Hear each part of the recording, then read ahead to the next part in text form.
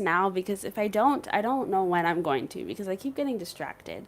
So I wanted to come here and share what I've been using to clear up my eczema.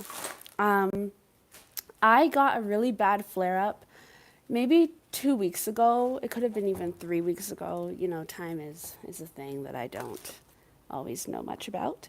But it was all around my neck. You can kind of still see the scarring. It was really, really bad. Like my skin was raw. You know, when you get like a really, really bad flare up and your skin is no longer skin and it's like a wound. Like it was really bad. And you can see like the scarring I have. I've had eczema my whole life, so I've got like permanent scars and I don't really mind them. But I had like, it was on my face, it was all around. I can kind of try and show you the remnants because it's still like, it's still clearing up on my arms and my legs. So on my arms, it's not nearly as bad as it once was. So I don't want you to think that this is me like saying like this is, you know, the bad like eczema. This is not at all. I know what it is to have really, really bad flare ups. So I understand that this is nothing. I'm just trying to, I'm seeing if there's like anything on my leg that I can show you to show you that like I get it so that I can also help you understand how greatly improved my skin has been. I'll show you like the back of my knee. I'm like getting like really in there, but I understand the need for like proof. I don't know if that's helpful at all, but anyways, so right, so I had a really, really bad flare up. I've had eczema since I was a kid. It's up and down in terms of how bad it gets. I've been using the steroid creams since I was probably in middle school, so a really, really long time. A couple years ago, I started to like try and wean myself off of it. Because you know what they tell you, they're like, don't use it all the time, don't use it every day, it'll lighten your skin, it's not as strongly effective, blah, blah, blah, blah. But when you're a teenager and your skin is a mess and it hurts and it's painful and it's humiliating, you're not listening, like you don't care what they tell you. So I used it every day, I think, when I was in high school. And then when it was really good, I could go long bouts without it.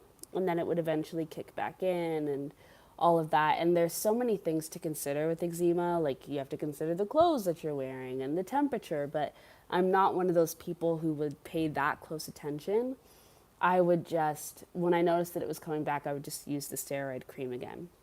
But a few years ago, I started to not do that or try not to do that anymore. I don't want to take too long to get into what it is that I've been using. So, anyways, I had a bad flare up, really, really bad, worst one in a really long time, and I've been off of the steroid creams for maybe a couple months. It even got on my lips. Like, my lips are just such, they're not bad anymore, but especially right here. And you can see like the scarring. You just get used to it. And if you're somebody that's dealing with this and is still in like the insecure phase of it, I understand. Trust me, I understand. But you get over it. Like you get over the scars and you get over feeling insecure about people seeing your skin. Like I've had people make comments, I've had people stare when it's really bad, and it's triggering and it can be humiliating and at certain points, but after a while it's like, what are you going to do? You know, you just get tired of caring. But anyways, so I had a flare up a couple weeks ago. It was really bad. I didn't know what triggered it. I thought maybe the heat because we got really nice weather, or just being, I had come back from Tulum, so maybe being back in Canada and eating the food here, you know, it's different quality. So and it just could have been anything. Could have just been that, you know, wearing off of the steroid creams that I had been using for a while. Now it was finally starting to kick back in again. I don't know. Anyways, so I got a flare up. I'm sorry, my brain. I think I'm neurodivergent. I'm going to be honest with you. I think I'm somewhere on the spectrum. I mean, we all are, but I really do think I am just cuz I just anyways. But oh, and what I was going to say also is that I cut out eating meat, like chicken and beef, about a year maybe or 2 years ago. And that's been really helpful, I have to admit, cutting out meat. So I know if you don't want to do that, but there's certain things that we might just have to do as like an eczema collective. And I think that cutting out meat is helpful. I'm trying my hardest. I mean, I'm not trying my hardest, but I'm trying to slowly become dairy free as well. I don't like drink milk like on the regular. Like I usually ask for oat milk or coconut milk or something like that. But like, do I avoid butter altogether? No. Do I avoid cheese? Like, no, you know. I don't add it on if it's like an add-on. But if it's already there, like I just ate mac and cheese yesterday, you know, and I had like 3 different cheeses. It was so I'm not actively trying to change. I am trying to change my diet, but I'm not the best at it. I'm not one of the people who's like super strict and is like on a regimen, you know. But I am trying to create a sustainable lifestyle where I don't have to deal with eczema all the time. I could even like show you my inner thigh, like okay, Zanele, calm down. I was just trying to think of different places to show you so that you can kind of understand what my eczema looks like. I get it in like so like those rough patches, you know, where your skin is extra dry and scaly. And then I also get like pimples. So that's how it shows up for me. And then obviously the itchiness. I will say one, I don't know if this is a side effect of what I've been taking or if this is just something that I need to figure out, but my skin's been very, very dry and it's been hard to find a cream that actually nourishes it, especially on my legs. Like, I've like kind of got scales. I'm not gonna lie. And it's been hard to repair them. Like I don't know how to get rid of it. Like you know when your skin like it's not ashy, it's not gray, but you have scales, and it's just because like your skin is like dry at like a deep level, like at a deep surface level. It's not funny, but it is. Like after living with this thing for as long as I've lived with it, I'm 22, so you know, I've had it my whole life and it does become laughable after a certain point, but it is also kind of embarrassing. But yeah, I don't know, my skin is super dry. Like I can't find a lotion to make it better and I think I have an answer, but it is like natural and so I have to go like get the energy to go do the things that I need to do to go create what I need to create, but I will. Anyways, so had a flare up a couple weeks ago. And I am a spiritual person, so I was like, Spirit, like, help me, you know? And I was watching this YouTube video, probably a reading, and an ad came up for the video, and the video ad, which I never pay attention to ads, I always skip them. But this one, for some reason, I watched it the whole way through. And then, you know, when the ad like goes into like another portion where it's just like a picture and then like there's that little timer, it went on that and I looked at it and I screenshotted it for some random reason. And then I didn't go and check it until the next morning. And then I went to go look at my screenshots. I was like, oh yeah, I remember that. So then I went to go look at it and it was for Moringa. It wasn't this exact brand, it was just Moringa. It was like this company in Toronto, like who sells Moringa, and they were talking about it. And so I went to go look up Moringa, and I specifically looked up Moringa and next to eczema on Google, and it had a bunch of interesting things that were being said about it. And I didn't do a huge deep dive. I just looked it up. I saw a connection and I was like, Spirit, did you send me a sign? And I was feeling like I should just go ahead and try. So I put it on a list and I decided that I was going to buy Moringa and just try it out. And then I decided if I'm going to go to the health food store, I might as well see what else people recommend. So then I watched this YouTube video and I did a couple more researches and people also recommended probiotics. And there was this doctor that recommended probiotics and apple cider vinegar. So I went to the health food store near me and I got probiotics. I'm a woman, so I got the woman's one. I got this Moringa. These are pills. You can also have tea and you can have other things, but I got the pills. And then I got apple cider vinegar. I didn't get Bragg's. I got this other brand because the woman at the health food store told me that Bragg's recently got bought out.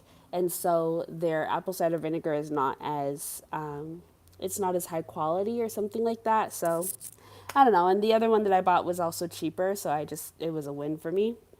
But yeah, you guys, after maybe 5 days, so I would take 2 of these in the morning, 2 of these at night. And I'd take 1 of these in the morning right? Yeah, and I take one in the morning. Am I supposed to take one or am I supposed to take two? Yeah, just one. So I take one in the morning, and then I take 1 teaspoon or a tablespoon of apple cider vinegar in the morning. I've been doing that now for 3 weeks, but after about 5 days of doing that, and I really think I'm really like hooked on the moringa and the apple cider vinegar, and I think and the probiotics working together, my skin, my neck cleared up completely, like completely.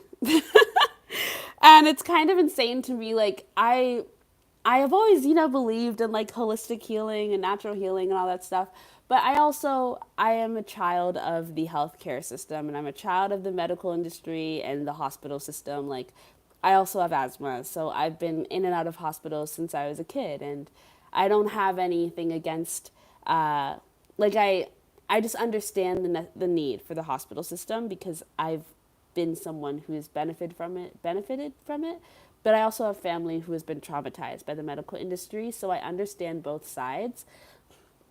And I'm just someone though that has always kind of needed hospitals. Like if I'm having an asthma attack, they've saved my life many, many times. I've been in life-threatening situations because of the chronic things that I deal with, and hospitals have, saved my life, and medicine and medical advancements have saved my life. So I haven't always just, it was never really my first assumption to go towards holistic healing. Also, just because I wasn't raised in that kind of environment where that was like the go-to thing, or maybe I was, but I don't remember it. It was just, I always had reliance on the medical industry and the things that we had available to us in this world. So yeah, I believed in holistic healing and all that, but I just didn't explore it much.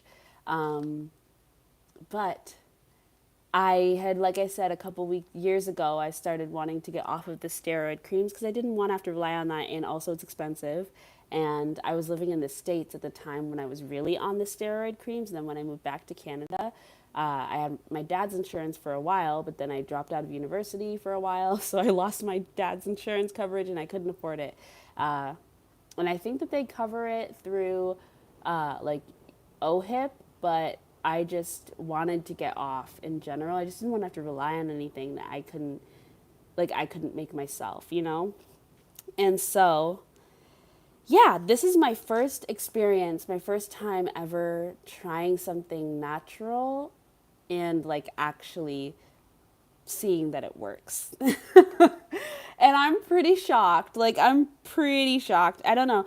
It might be a mix of I've never tried probiotics before either, like pills. Like, I know that they exist naturally in foods and things like that, but I had never had probiotics like pills before. This is my first time ever like taking things. I never was the type of person that took vitamins. Like, so all of this is very, very new to me, but I'm really amazed. And I just feel like I have to share this with you guys because I know what it is to suffer with eczema, and I'm not saying that this is going to work for everybody. I really don't know if this has something to do with just my specific body makeup, and maybe it just really works for me, but I had to share. I know that apple cider vinegar is known to work for people, so there's something that I can also add in and be like, yes, that works. But yeah, also the probiotics and Moringa. Try Moringa. What I will also add is I think you should really take into account where you're from.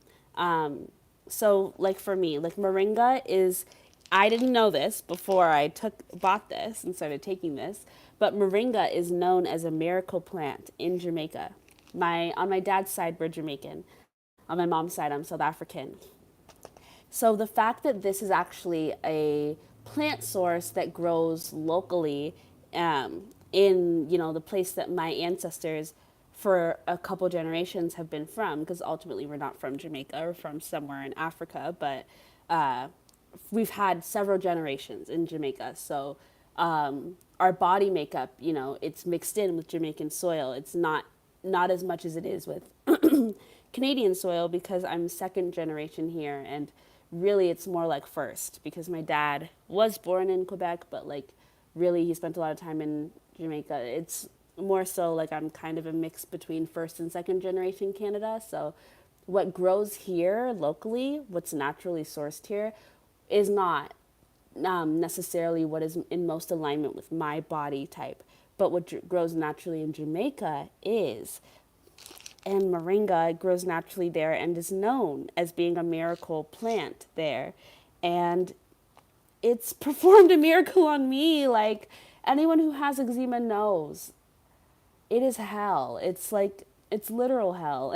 And having to deal with it and be very, very strong and just push through the emotional turmoil, the physical turmoil, it's a lot. It is a lot. And finding any solution beyond, pharmaceuticals is such a gift. And I just feel very, very grateful. And I just had to share. And I would recommend also looking into, so if you're not Jamaican, if you're not from the Caribbean or somewhere where moringa is locally sourced, I would look into plants that are similar to moringa that are from where your people are from. If you're someone like me who's in a country where you're from here but you're not natively from here, like you're not indigenous to this land, go to where, if you know where your people are kind of from, if you can just kind of get an estimate, go look at what are the natural plants there that are similar, that have similar properties to moringa, or whatever might show up in your life as a sign that this would be healing for you, and go try that. Just give it a shot. And also, I don't know, if you're not spiritual or anything like that, then ignore this part. You don't need to be. But if you are, ask for a sign. I don't know.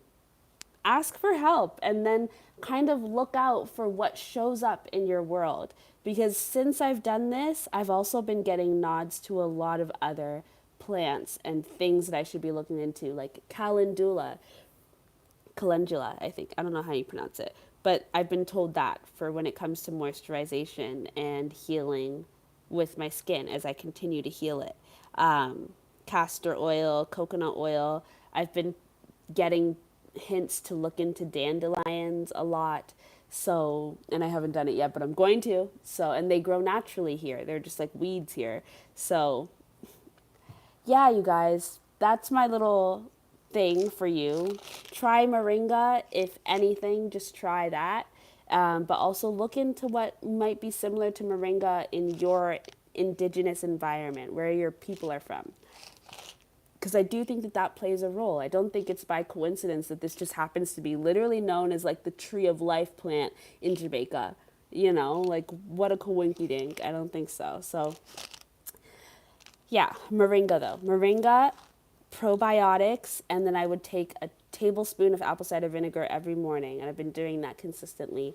And my neck, you would not believe, but actually if you have eczema, then you would understand me when I tell you it was the worst of the worst. It was horrible. And it was getting on my face. And you can kind of see it's still like a little bit. But I am like, it's worlds away from what it once was. So just give it a shot and let me know if it works for you, and let me know what's worked for you. But especially if you have like lotion recommendations. I've also been using African black soap as soap. So yeah. Okay, that's it. Bye. Oh, and I would like take showers, and then I stopped using a lotion first. I would just put on castor oil immediately. And that was like a hassle because it's like takes forever to dry. But I don't know, that might have also added to it. And the day that I started taking this, I did a turmeric and manuka honey mask. I never did it again, but I did it once. So I was like, those are all the things I did, and I just wanted to share it so that we all have this resource. But yeah, okay, bye.